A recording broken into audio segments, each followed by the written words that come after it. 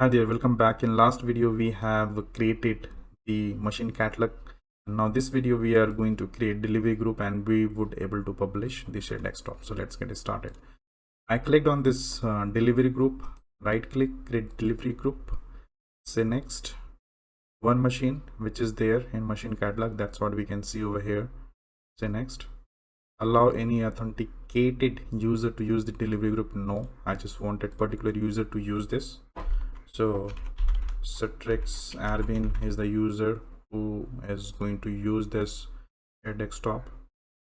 Say next. Application, no, we are not going to publish the application, we are going to publish desktop.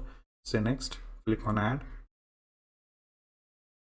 Allow everyone with access to this delivery group to use a desktop. No, this particular user only can use this shared desktop.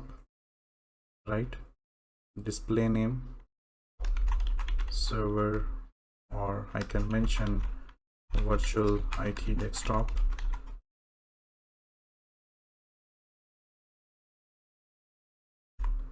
Daily use for call center users.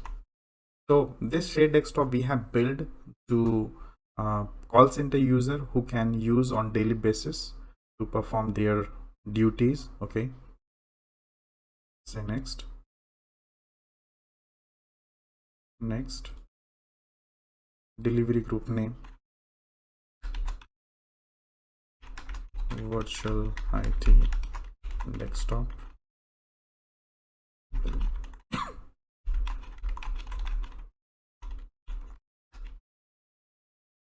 Finish. Okay, now we have just created delivery group and we have added one server in this particular delivery group. Make sure that server is registered over here. Registration is state. If not, nobody able to launch it. It is initializing.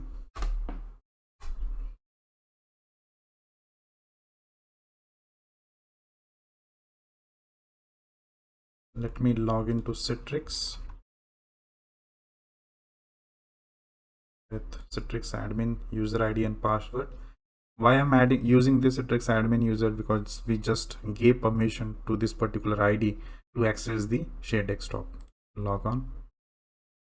Desktop, virtual IT desktop, you can see it, which we have assigned to this particular user. Click on open.